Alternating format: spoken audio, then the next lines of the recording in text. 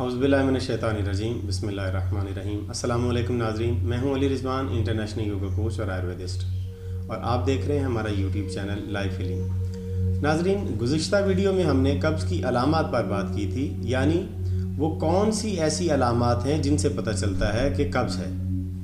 आज की वीडियो में हम बात करेंगे कब्ज़ की वजूहात पर, यानी वो कौन सी वजूहात हैं जिनसे कब्ज़ हो जाती है। एक बात जहन में रखें कि कब्ज़ खुद एक बीमारी नहीं है, यानी कोई ऐसी दवाई नहीं है कि जो हम बाज़ार से लें और खाएं और कब्ज़ ठीक हो जाए। लेकिन कब्ज़ तमाम तर बीमारियों की माँ है। कब्ज़ फितरी असूलों की खिलाफ वर्जी के नतीजे का नाम है। जब तक फितरी असूलों की खिलाफ वर्जी होती रहेगी, कब्ज़ रहेगी, और जब फितरी असूलों की खिलाफ वर्जी ख़त्म हो जाएगी तो कब्ज़ भी ख़त्म हो जाएगी। आज हम आपको उन फितरी असूलों की खिलाफ वर्जियों के बारे में बताएंगे कि जो हम करते हैं जिनसे कब्ज़ हो जाती है, यानी वही कब्ज़ की वजूहात हैं। सबसे पहली वजह कि सही खाना पीना ना होना, यानी गलत खाना पीना। गलत खाने पीने में बहुत सारी चीज़ें हैं। बासी खाना खाना, रात का पड़ा हुआ खाना खाना, 2-3 दिन पहले का पड़ा हुआ खाना खाना, वो बासी होता है। वो कौन सा खाना है जो बासी हो जाता है? 3 घंटे पहले बना हुआ खाना बासी हो जाता है। यानी अगर आपने खाना पका के रखा और उसे 3 घंटे गुजर गए तो अब वो खाने वाला नहीं है। लेकिन हमारे यहाँ रिवाज है कि हम 2-2, 3-3 दिन उसे खाते रहते हैं, जिसकी वजह से कब्ज़ हो जाता है और बीमारियाँ पैदा होती हैं। सही वक्त है खाना खाने का कि अभी खाना पका है तो आधे घंटे के अंदर अंदर उसे खा लिया जाए और उसको ख़त्म कर दिया जाए, और उतना ही बनाए जितना एक वक्त में हम खा लें। एक वक्त में बना के 3-3 दफ़ा 3-3 टाइम उस खाने को खाने से कब्ज़ हो जाता है। दूसरी वजह है खाने के फ़ौरन पहले पानी पी लेना और खाने के फ़ौरन बाद पानी पीना, इससे भी कब्ज़ हो जाती है। तीसरी वजह मिर्च मसालेदार तली भुनी चीज़ें और ग़िज़ाएँ खाने से भी कब्ज़ होती है। बहुत ज़्यादा मिर्चें हों, बहुत ज़्यादा मसाले डाले हों तो उससे भी मैदा ख़राब हो जाता है, और बहुत ज़्यादा तली भुनी चीज़ें हों ग़िज़ा के अंदर, जैसे तली हुई मछली, पकौड़े, समोसे और इस तरह की दूसरी चीज़ें या ब्रोस्ट वगैरह, तो उससे भी कब्ज़ हो जाती है। इसके बाद अगली अलामत यह है कि अगर आपके खाने में मैदे से बनी हुई ग़िज़ाएँ शामिल हैं तो भी कब्ज़ हो जाएगी। मैदा कब्ज़ कर देता है, वो हज़म नहीं होता, उसकी वजह से कब्ज़ हो जाती है। अगली अलामत यह है कि दिन में मुनासिब पानी ना पीना। एक इंसान को 3 से 4 लीटर रोज़ाना पानी की ज़रूरत होती है, गर्मियों में इससे भी ज़्यादा ज़रूरत पड़ सकती है। अगर एक इंसान को जितने पानी की ज़रूरत है उतना पानी ना पीता हो तो उससे भी कब्ज़ हो जाती है। ज़रूरत से ज़्यादा खाना खाने से भी कब्ज़ हो जाती है। अगर एक इंसान को 1 रोटी की भूख है और वो 1.5 या 2 रोटियां खा ले तो उससे कब्ज़ हो जाएगी। जो ज़रूरत से ज़्यादा आपने खाना खाया वो जिस्म में बीमारी बनाएगा, वो आपको सेहतमंद नहीं रख सकता। इससे अगली अलामत वजह जो कब्ज़ करने की है वो ये है कि फ़िक्र, टेंशन, खौफ या डिप्रेशन या गुस्सा करना। अगर किसी इंसान को खौफ हो या किसी चीज़ का गम हो, उसकी वजह से डाइजेस्टिव सिस्टम पर असर पड़ता है और इंसान को कब्ज़ हो जाती है। सही नींद ना लेना, एक इंसान को जितनी मुनासिब नींद चाहिए अगर उतनी नींद ना ले तो उसकी वजह से भी जिस्म के निज़ाम ख़राब हो जाते हैं और इंसान को कब्ज़ लाहक हो जाती है।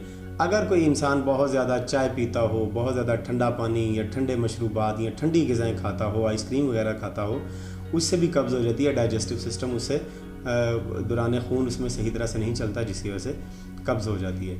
अगर खाना खाते ही सो जाएं या लेट जाएं या खाना खाकर बैठे रहें तो उससे भी कब्ज़ हो जाती है। एक खाना खाने के फ़ौरन बाद 1-2 घंटे के बाद दूसरा खाना खा लेने से भी कब्ज़ हो जाती है। एक खाने को हज़म होने के लिए 3.5 से 4 घंटे चाहिए होते हैं, और इस 3.5 से 4 घंटे के अंदर अंदर अगर कोई दूसरी ग़िज़ा खा लें तो उसका जाके स्टमक पर बोझ बन जाता है। मैदे ने एक पहले वाले खाने पर प्रोसेस शुरू किया होता है, जब तक वो उसे ना गुजार ले तो दूसरे को हज़म नहीं कर सकता, उससे भी कब्ज़ हो जाती है। अगर आपने एक खाने के बाद 6 घंटे के बाद दूसरा खाना खाया तो ये सेहतमंद तरीका है खाना खाने का। एक वक्त में 3, 4 या 5 तरह की ग़िज़ाएँ खा लेने से भी कब्ज़ हो जाती है। एक वक्त में चावल भी खा लिए, साथ में रोटी भी खा ली, गोश्त भी खा लिया, दाल भी खा ली, फल भी खा लिए, तो इससे कब्ज़ हो जाती है। हमारा मैदा या निज़ाम एक वक्त में एक तरह की ग़िज़ाओं को हज़म कर सकता है। गोश्त और दालें 2 तरह की ग़िज़ाएँ हैं, इसी तरह से चावल और रोटी 2 तरह की ग़िज़ाएँ हैं। इन 3-4 तरह की ग़िज़ाओं को मिक्स करके खाने से बीमारी बनती है और कब्ज़ बनती है।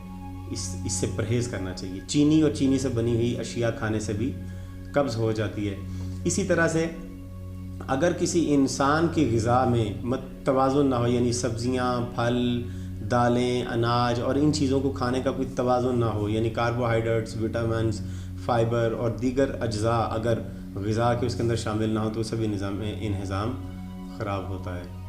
لہٰذا یہ وہ علامات ہیں، اور اس کے علاوہ اور بھی بہت ساری علامات ہیں جو کتابوں میں لکھی گئی ہیں، ان میں سے جو خاص ہیں وہ میں نے آپ کو بتا دی ہیں۔ اگر یہ وجوہات جاری رہیں تو قبض کبھی ختم نہیں ہوگی۔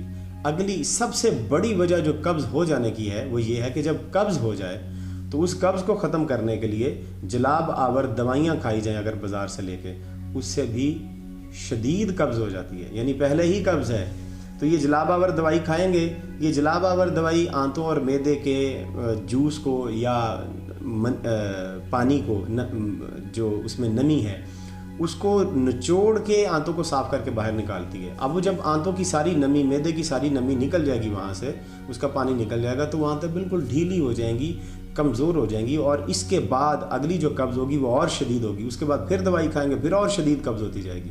تو یہ قبض کبھی ختم نہیں ہوگی۔ ہم نے 60 سال دیکھا ہے کہ لوگ قبض کا شکار رہے ہیں اور قبض سے مر گئے لیکن ان کی قبض ٹھیک نہیں ہوئی، دوائیاں کھاتے رہے لیکن نہیں ٹھیک ہوئی۔ دوائیاں کھانے سے قبض ٹھیک نہیں ہو سکتی۔ آپ کو قبض کی وجوہات کو روکنا ہوگا، وہ فطری اصولوں کی خلاف ورزیاں جو ہم کرتے ہیں ان کو روکنا ہوگا۔ اگر ہم ان کو روک لیں گے تو قبض ٹھیک ہو جائے گی، اور اگر وہ جاری رہیں تو آپ ساری زندگی دوائی کھاتے رہیں تو قبض ٹھیک نہیں ہو سکتی۔ تو امید کرتا ہوں کہ آپ ان ہدایات پر عمل کریں گے۔ آپ کو یہ ویڈیو پسند بھی آئی ہوگی۔ اگر آپ کو یہ ویڈیو پسند آئی ہے تو اسے آپ اپنی فیملی کو دکھائیں، اپنے رشتہ داروں کو، دوستوں، عزیز و اقارب کو دکھائیں، اور ہماری مدد یہ کریں آپ کہ سب لوگوں تک ہمارا یہ پیغام پہنچائیں تاکہ سب لوگ صحت مند رہ سکیں۔ اس ویڈیو کو واٹس ایپ پر اور فیس بک پر اور دیگر سوشل میڈیا کے جتنے بھی آپ کے روابط ہیں ان سب پہ شیئر کر دیں تاکہ باقی لوگ بھی اسے استفادہ کر سکیں۔ ہمارے چینل کو سبسکرائب بھی کر لیں، ویڈیو کو لائک بھی کر دیں اور اسے شیئر بھی کر دیں۔ آپ سب کا بہت شکریہ۔ اگلی ویڈیو تک اجازت دیجیے۔ خدا حافظ۔